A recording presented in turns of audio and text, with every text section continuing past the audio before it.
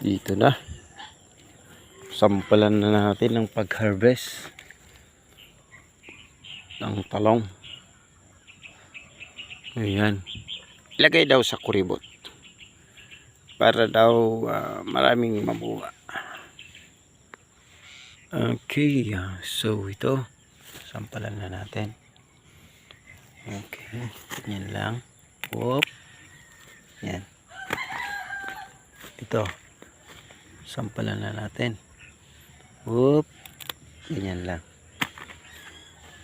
Ito. Sampalan na natin. Whoop. Ganyan lang. Ito. Sampalan na natin. Masampalan na natin. Oh, matikman na natin. Yun.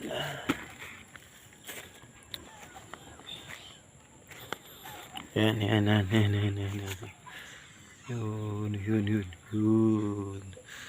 Yun, nagtatago. At saka yun.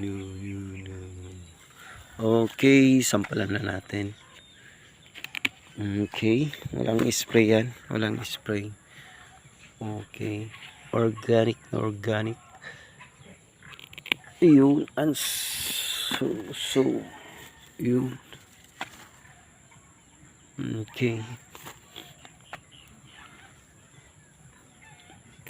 Okay. Sampal. Ito, kasayad na sa kwan. Kasayad na sa lupa.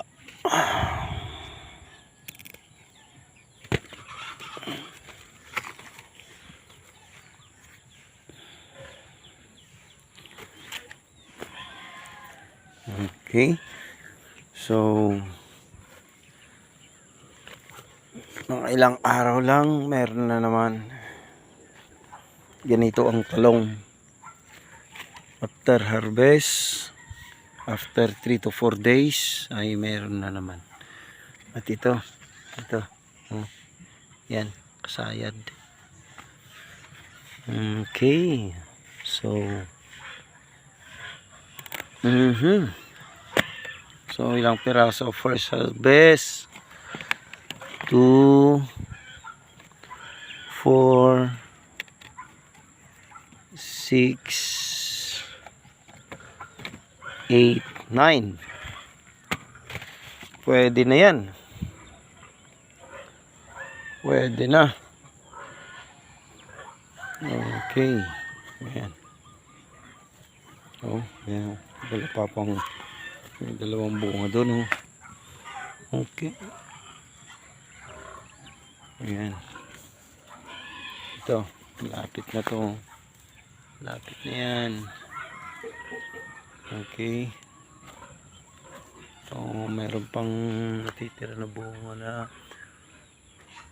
2, 4, 6, 8, 10, 12, 14, 16, 18, 20. Okay. Saka dito, meron kong dito, pwede nang kundin. Oh. Talbos ng kamuti. Yun. Talbos ng kamuti. Yan. Uy. Malalago na.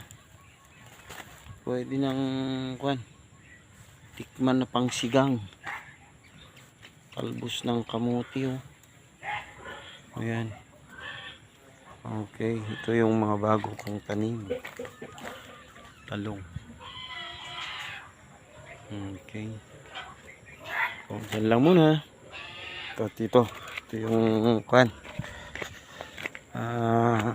ang masarap na luto nito ay puki-puki. Yan. Ang titikman natin. Ang luto nito ay puki-puki. Ituno mo. Lagyan mo ng bagoong at kamatis at sibuyas. Yan. magiging puki-puki.